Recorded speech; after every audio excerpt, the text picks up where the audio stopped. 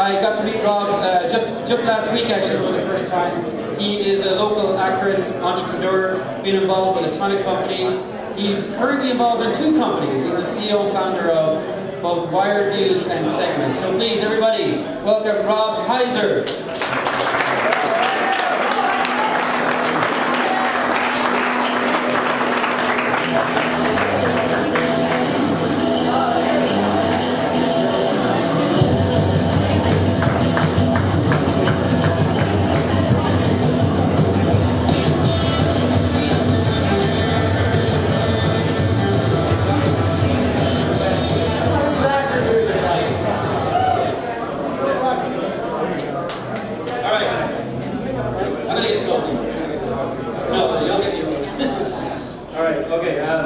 Rob, first of all, thanks for coming out tonight.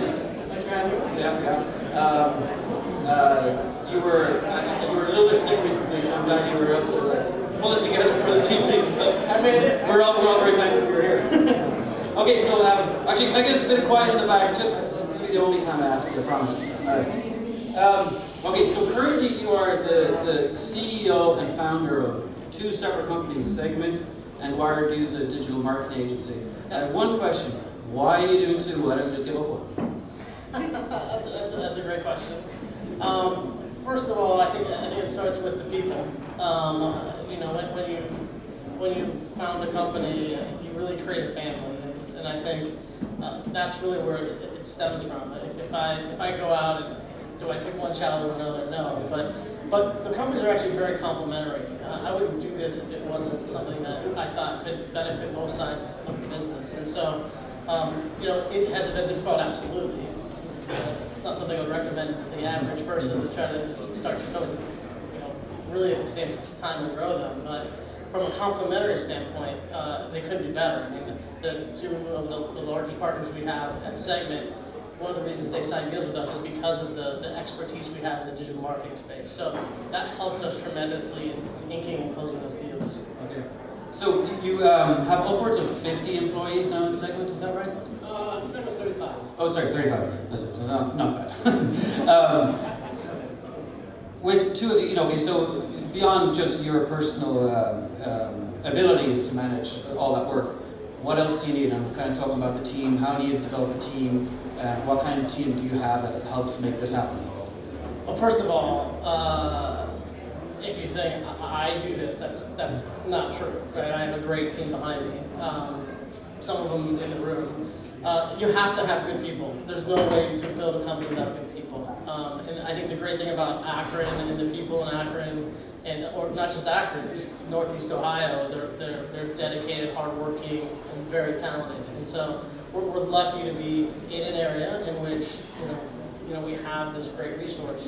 And, a lot of people ask me when I'm on the coast, they call us flyovers or whatever. I mean, there's all kinds of nicknames for people from Akron. But from my standpoint, it couldn't be a better place. I mean, everybody here wants to grow and wants to be successful, and we have a great, in terms of geography and great universities and great, organizations that help us do that. And, I'm just, smart enough to figure out how to, leverage that. Okay. So I think the theme with Blake is building companies as well as products. How did you build the team that you have, particularly in Segmint? You said to me how important you think they are and how great they are. How do you attract that level of talent, and how do you keep them? It's not easy. I mean, it's sometimes a bit of a trial and error. You have to attract the right people at the right time. You can't just start a company of 35 overnight, and so you have to find the people that fit the team the best. There's difficult decisions you have to make sometimes, but I think in terms of where we're going as a company, when we make the decisions that we do, we've recruited people from Indianapolis. We just recruited someone from Warsaw, Poland. So we're bringing people here from all over the place. It's not, again, from our standpoint, we want the best people in the right positions and that can execute on a very big plan. I mean, what we're doing is probably not a typical, we're going for creating a very large organization that can really change the landscape of this downtown environment. And so 35 is just the start, and to have the people that I have that have the qualifications and the background and the contacts across all industries is very, very helpful, and it makes my job actually easy. Okay, let's dial back a few years. I believe you're working at a car dealership, and don't stop at that. It's a great sales experience. I'm sure that you're still using. But as a young buck, you were employed by a company of 5. Within 2 years, that was 2,000 people on the staff. Can you tell me how that happened and what was your role there? Well, that wasn't the car dealership, that was after. Oh yeah, no, exactly. It was an unbelievable car dealership. Could have been auto trader. So it really started, it was a call center out of Kent. The reason I left the car dealership, I was really looking for, any reason, like, back in, I'm trying to think when that was, 95? Back in 95 when I was at Kent, I was like, I cannot work for someone who cannot accept a resume via email or fax. If I have to print one more resume, I'm going to kill myself, right? So I literally looked, my criteria was they have to have an email, or they have to have a fax, or they have no technology that I care about. And this is 95, so if anybody, there's no iPhones, right? There's no iPads. And so I went through, I opened the paper the day after I left the car dealership, because that just wasn't working as a career path. And nothing against car dealership, great. I literally went, there was one ad in the paper that had a fax and an email. And I said, this is the one I'm going for. I got there and there's no furniture. The only chair was the chair I sat in when they interviewed me. The guy that interviewed me sat on a crate. And that was really the start of, I tried to start companies before, but seeing that company start and grow from 0 to 2,000 employees in 7 countries in 2 years was really what got me hooked. So you were a technical guy, you were Solar, I guess. What did you do? What was the thing that turned you into the 6th employee or 5th employee to like a core part of the team? I worked my ass off. I don't know. It was hard. I mean, we worked 18-hour days. There was no turning back. I mean, we were going to succeed regardless of what the circumstances were. I mean, that's just what we did, and that's still what we do. I mean, it's about, is there a plan? Do we have good strategy? And do we have the people to go execute? And then, is there enough time to do it? No, at the start, there's never enough time, right? So you just work and work and work until you make sure that you're executing on the plan that you put in place. And that's really what happened. They had all kinds of consultants doing all kinds of technology stuff, and we said, this isn't the right direction. And I literally said, I'm 19, I'm 20, and I said, these guys are like, 35, now I'm older than that, so they're not working, we should do this instead. And the management listened to me, and we ended up setting up, networks all over the world. Okay, so I believe the way that company was set up from a financial point of view, and your next company that you were also an employee of, it got difficult after a while. And I just wonder if you could tell us a little bit about what happened as far as your ownership of those companies, mainly to express or to describe why you build your own company, a certain way today. Well, these are tough questions.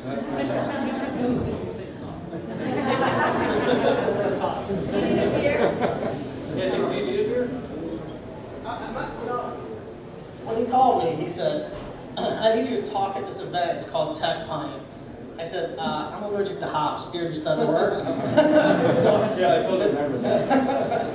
What was the question again? I don't know. It was so big. No, really, but how do you construct or design your business from a financial point of view today as a result of what you went through with those companies? So I've been involved with 6 companies. All have exited. They're different stages. I have not been the CEO of all of them. But what's difficult is when you finance a company, there's all kinds of different preferences and terms, You get the real education really fast, not when you sign the deal, but when you leave the deal, right? And so that's probably the education that is in terms of how I strategically focus on how we raise money. A couple of deals ended in what, has anybody heard of the waterfall? Anyone? So you should read up on the waterfall. And so for an entrepreneur, what that means is when you take money in, you have preferences that follow that money. That meaning your investors get certain types of preferences when they exit the deal, which is great. And you can hear of a 3x preference or 2x preference, whatever. What's important? Thanks for joining us. What's important about this is that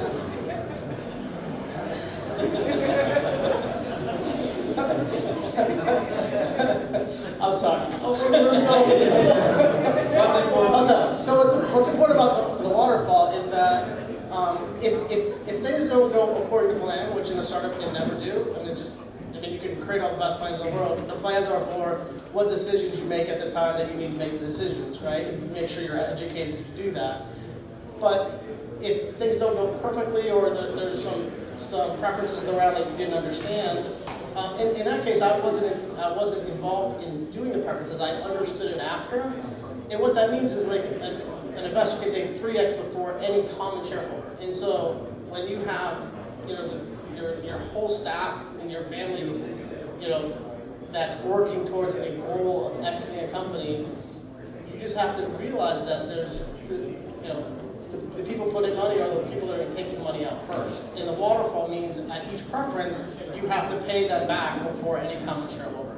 And so we, in terms of what we did, we focused trying to even that out as much as we can. Now, you can't completely even that out. You have institutional investors, there's all kinds of different types of investment.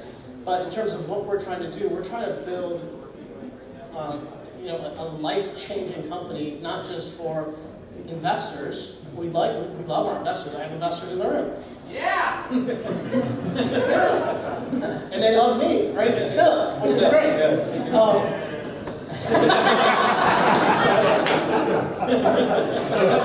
I can hear that. Will you stop texting me, Bill? Seriously. No, but I mean, you just have to go in terms of. Really, you guys keep talking, Bill, maybe. If you have to look at it just not about investors, but about the people who are dedicating their lives to an organization, and the people that are committed to growing something on a whole. And it's not just about investors and the type of money you take. And so you got to be careful and patient about what investors that you want to work with, and how it works in terms of what the overall structure of your company looks like. Okay. Okay, so changing the subject a little bit, going into Segmint, your current company, one of your current companies, it really depends on a lot of proprietary bank data. When you first hear about the company and how it's built, you're like, whoa, how did that even get started? So I just wonder how you first identify a problem and then kind of figure out how data that probably wouldn't be available to you could be part of a solution. I should have read these questions first. Get him a vodka.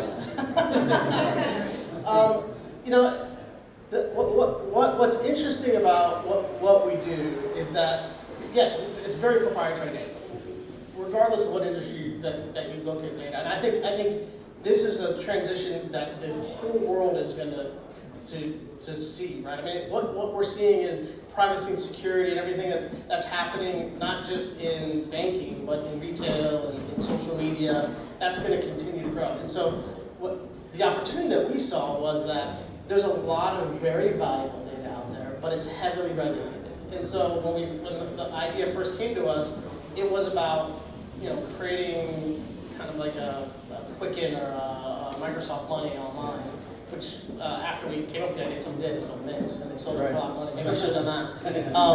But if you do exactly what we're trying to do, it was we had to put the controls in place to really build a company around privacy, security, and this is a large infrastructure we had to put in place to do so.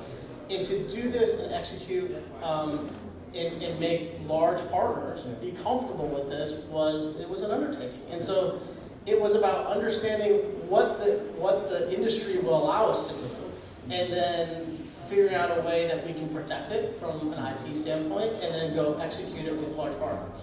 Okay.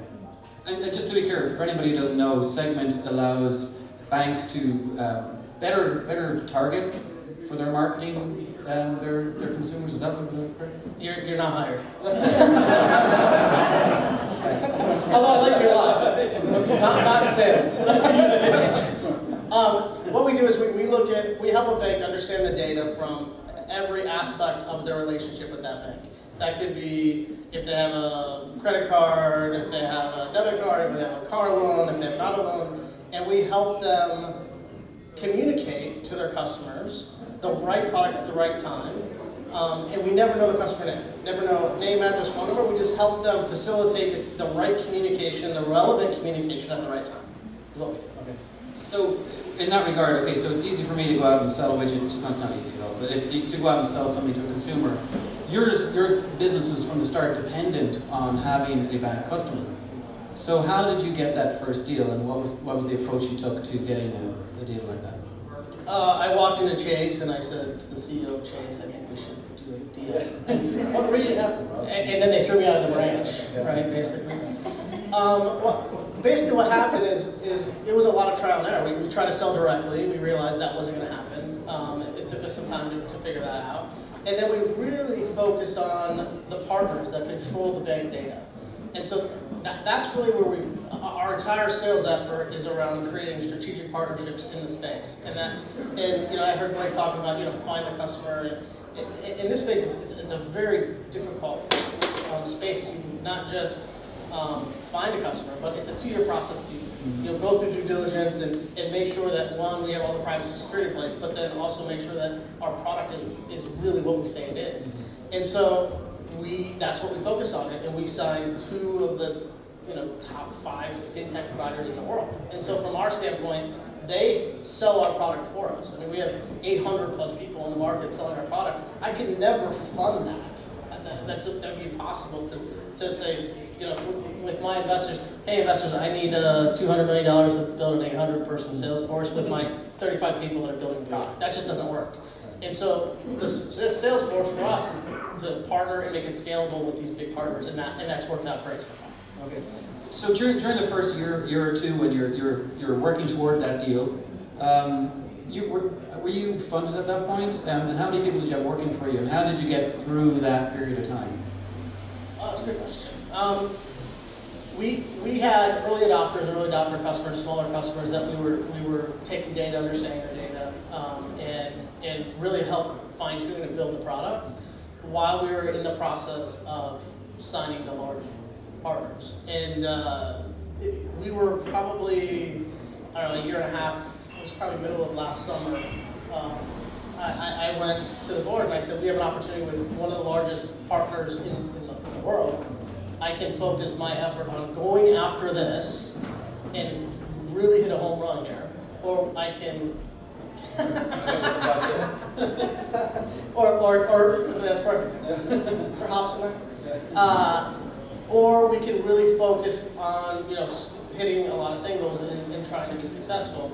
And I have a very supportive, understanding board that said, hey, I think we should go for it. And we thought it was a good enough opportunity, we did, and we landed it. Okay.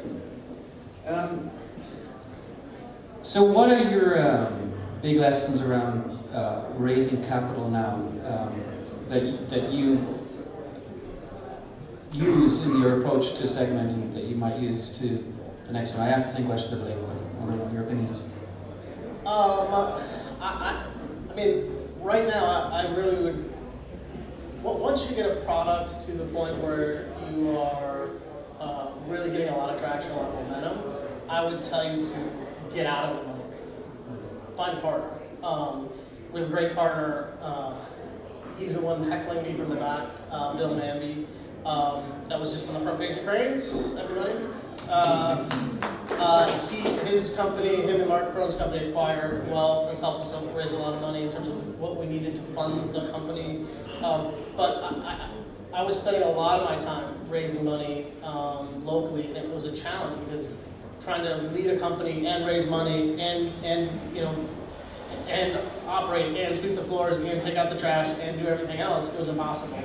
And so, you know, the best thing for us to do was find someone that would help us do it, and that was great. Okay, great. Okay, I'm going to ask the audience once again. Ooh, we got some vision. All right. All right. You just made it. What is your method for deciding how much time you spend between your companies, your family, and your other activities? That's from Paul Hatt. So that's a difficult question. I would tell you that the difficult part of that question is the family part.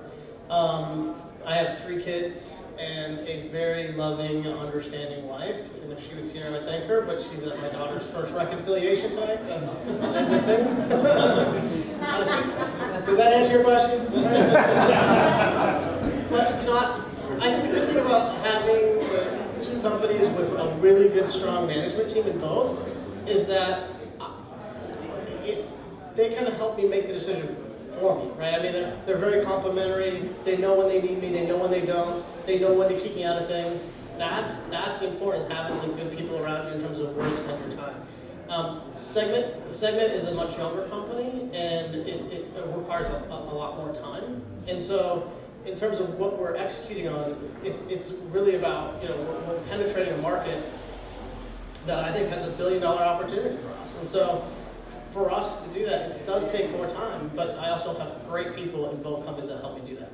And, you know, and on the family side, it's difficult. I think there's sacrifices you make for the long term of what you're trying to do, and you try to make everything that you can. And, you know, you have to have a very loving spouse that says, you know, this one you can miss, right? And this one you need to be there, or you're sleeping on the couch, or probably in a car, right? One of those. Any more questions? Put up your hand and get a t-shirt. Okay, right in the very back.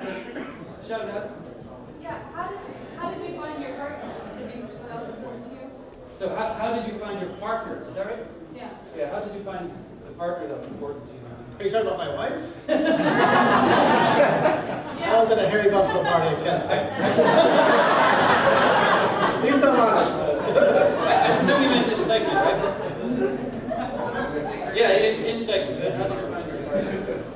Are you talking about from a customer standpoint? No, you said that Bill. your partner was Bill. like the best thing that's ever happened to you. Mandy. I was introduced to Bill and Mark by one of my board members. So the reason you have a board is for connections, advice, contacts, help. And so, you know, Bob Cooper, who's on my board, a lot of people probably know, he runs CB Richard Ellis downtown Akron. He's the one who said, you need to talk to Mark Crown and Bill Mandy because they're, you know, they have a good thing going. It might be a good fit. And so we met one time, had a great conversation, and the rest is history. And it really worked out. We fit really well together. So how is that formalized? People will meet people here tonight, but how do you get to a point where you can call these guys your guys? And what do you do to formalize that? No, I'm sure there's a way that you can actually continually depend on them without just. We never consummated a relationship.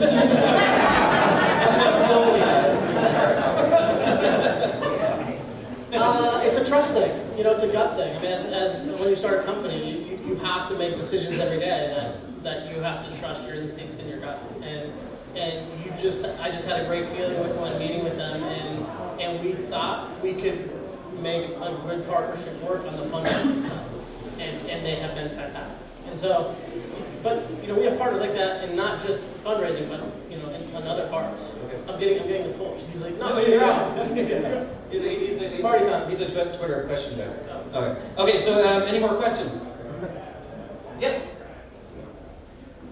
Has anyone ever come up to you and disagreed with you running 2 companies at the same time, and how did you deal with it? So has anybody disagreed you running 2 companies at the same time? How did you deal with it? Thanks for repeating that. There are other people in the room, Rob. It's your fault. Yeah, of course. I mean, you know, that's a question I think you get a lot. I think, and I get it less from any external source, and I really got it more from the kind of sibling rivalry you create with two companies that now, at one time we were in different offices, and we put them together in one in downtown Akron. So yeah, I mean, I think the challenge really was not external, it was internal, right? And so that sibling rivalry that you create, you know, I don't think will ever go away. Everybody wants to be the most successful company, right? And so I think from an investor, do I get questions from investors? No, because they know what I'm trying to do. They know the big picture. They know where we are. You know, I communicate with them at least on a quarterly basis, most of the time every other month, of exactly what's happening, where's the opportunities, you know, what's going on. So they know how complementary the businesses are. So I think it's transparency. You have to have transparency externally, and internally you're just creating, you know, competition. And that's a challenge because it doesn't always work out the best, because you know when you compete and someone loses, it's not great. But we have two good teams that get it now, and so there was a lot of growing pains in the beginning, but now everybody's rowing the same direction, and we're all focused on one thing, and that's making a big success here now. Okay, good. Everybody, a round of applause for Rob and Heiser.